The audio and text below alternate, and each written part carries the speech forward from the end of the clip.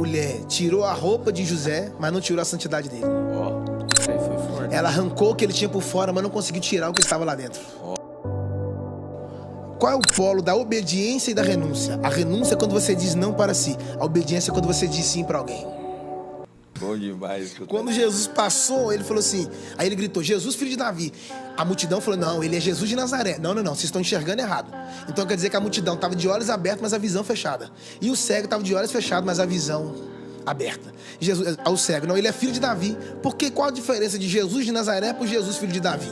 Quando você clama por Jesus de Nazaré, você está clamando pelo filho de José. Quando você clama por Jesus, filho de Davi, você está clamando pelo filho de Deus. Quando ele grita, filho de Davi, está dizendo, filho de Deus, vem me socorrer. Jesus vai, aí Jesus fala um negócio extraordinário. Manda ele vir. Mas ele não era cego? Quem tinha que ir até ele era Jesus. Por que Jesus mandou ele vir até ele? Porque todas as vezes que você quiser uma nova visão, ele vai te chamar. Porque quando ele te chamar, mesmo você estando cego, ele está querendo ver até quanto você está disposto a caminhar por uma nova visão. Mas lá em Marcos, capítulo 10, diz que quando o cego levantou a capa, né? Que era uma liberação que só os cegos que tinha essa liberação, podiam usar. Quem usava essa capa tinha liberação do Império Romano para pedir esmola. Quando o cego levantou, a Bíblia diz que a capa caiu. Vamos mais fundo? Porque tem muita gente querendo comparecer diante de Jesus com capa. Só que ele enxerga o que está por trás da capa. A capa falava de quem ele era, a visão vai falar de quem ele agora é. Só que para ele receber a visão, ele teve que perder a capa. As pessoas querem ganhar algo de Deus, mas não querem perder algo para si. E Deus está dizendo, eu só posso te dar o que é meu quando você abre mão do que é seu. Vamos melhorar, gente? Vamos. Moisés, posso falar isso aqui? Posso? Moisés matou um cara, um homem, enterrou na areia. Tá no texto isso. Tá. Ele matou um homem, enterrou na areia. O Moisés era bom para matar, só que ele só era ruim para esconder. Você não pode esconder nada na areia. Porque quando o vento soprar, o que acontece com a areia? Ela se move. Então tem gente que tem que pedir a Deus para o vento não soprar na vida dele. Porque se o vento soprar hoje, vai descobrir o defunto que foi enterrado ontem. Como é que eu não pensei nisso? Tá cheio de defunto enterrado por aí afora. Aí eles, o vento tá vindo, vai revelar o seu defunto. Tem defunto enterrado de 2000 anos, 10 anos, 15 anos, 30 anos. Tá enterrado. E olha que coisa. A terceira praga do Egito, sabe o que Deus falou? Não falou com Moisés para tocar na areia. Deus falou com Arão. Arão, toca na areia que vai virar piolho. Por que Deus não falou com Moisés? Porque se Moisés toca na areia e vira piolho, piolho fica onde? Piolho. Na cabeça, então ia subir. E se Moisés toca na areia, ele mesmo ia expor seu próprio pecado. Aí Deus mandou Arão, que tocou na areia e virou piolho. E piolho fica onde? Na cabeça. Ou seja, a areia virou piolho, subiu para onde? Para a cabeça. Então não adianta você esconder o defunto. Toda vez que você coçar a cabeça, você vai revelar que tem um defunto escondido em algum lugar. Sepultura de areia. Porque Moisés era bom para matar. E ele era bom também para ferir. Porque a Bíblia diz que ele feriu o mar, ele feriu o egípcio. Deus mandou ele ferir uma rocha, ele feriu. Aí Deus não mandou ferir a segunda vez, ele foi lá e feriu. Ele é o cara que fere. Sabe por que ele fere muito? Porque tem uma ferida aberta dentro dele. Porque todas as vezes que você tem uma ferida, você vai ferir alguém. Todas as vezes que você fere, só revela o quanto você é ferido. Por isso que Deus, para mudar o nome de Sarai, tirou uma letra e ficou Sara. Porque ela tinha um ventre enfermo. E tudo que ela precisava era ser sarada. Porque pessoas feridas ferem pessoas. Mas pessoas saradas... São pessoas. A igreja não é um hospital. Não é. A igreja é uma casa. Porque o hospital você só fica lá até receber alta. Então essa fala aí já cai por terra aqui agora, que o pessoal tem essa mania. Não, a igreja não é um hospital, a igreja é uma casa. Porque o hospital você só fica até receber alta. O dia que você recebe alta, você vai embora e nunca mais quer voltar. A igreja não é um lugar para você frequentar, a igreja é um lugar para você pertencer. A igreja não é o templo, a igreja somos nós, em comunhão. Segunda coisa, Jesus não é remédio. Não é remédio. Jesus é a própria cura. Porque quem toma remédio precisa da cura. Agora quem tem a cura não vai precisar mais de remédio. Terceira coisa, que é extraordinário. Por que muitas pessoas só são crentes dentro do templo?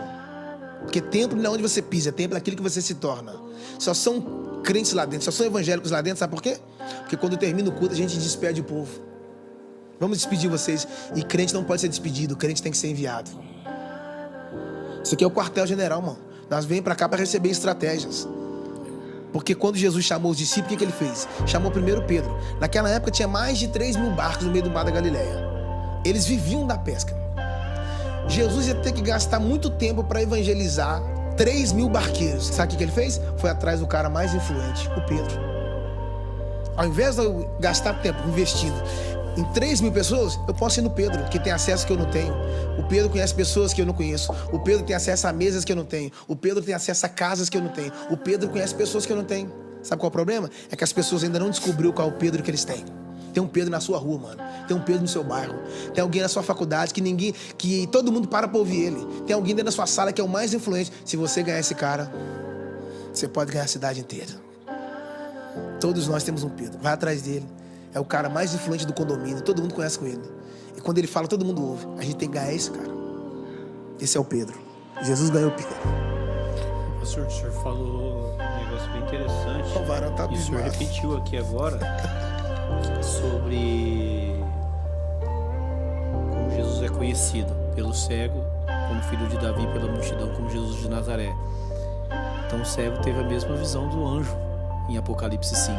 Olha aí. Quando ele diz que eis aí o cordeiro, né, a raiz de Davi. Sim. Quando ele fala. Então no céu ele é conhecido como filho de Davi. É isso aí. É isso aí, né, pastor? É isso aí. As pessoas tratam, ora, ai Jesus de Nazaré, me ajuda. E esquece que é... Mano, eu vou repetir. Cara, a gente precisa ter mais ideia do que a paternidade. Só pra você ter uma ideia. A Bíblia é tão profunda que Jesus nunca chamou Deus de Deus, só chamava ele de Pai. Porque todas as vezes que você conhece a religião, ela te apresenta um Deus. Mas todas as vezes que você conhece o Filho, ele te revela um Pai. Pai não é o que cria, Pai não é o que faz. Pai é aquele que dá destino. Por quê? Porque tudo que Deus começa com os pais, ele vai dar continuidade na vida dos filhos. O que ele começou em Abraão, ele continuou em Isaac. O que ele começou em Isaac, ele continuou em Jacó. E o que ele começou em Jacó, ele vai terminar em José. Por isso que o pai só dá autoridade para filho que obedece. As pessoas querem chegar em lugares altos, mas não querem renunciar em lugares baixos. Ninguém chega em lugares altos desprezando lugares baixos. Entende? Então, qual é o polo da obediência e da renúncia? A renúncia é quando você diz não para si. A obediência é quando você diz sim para alguém. Sansão começou livre e terminou preso, gente. O José começou preso. Terminou livre. Agora, a parte da roupa foi top, hein? A mulher tirou a roupa de José, mas não tirou a santidade dele. Ó, Isso aí foi forte. Ela arrancou o que ele tinha por fora, mas não conseguiu tirar o que estava lá dentro. Ó. Que engraçado, né? Sansão tirou a roupa para Dalila. A mulher do Potifar teve que tirar a roupa para José. Entende? Tem a ver com o seu propósito. Quando você perde o propósito, mano, você é seduzido. Você se entrega às suas paixões. Mas quando você está ligado no propósito. É o Jonas, né, que eu falei lá. Que ele comprou uma passagem e foi para Tarsis. Quando você faz a rota, você paga a passagem. Quando Deus faz a rota, quem paga a passagem é Ele. Gostou? Então inscreva-se no canal e deixe seu like. Isso é muito importante para nós.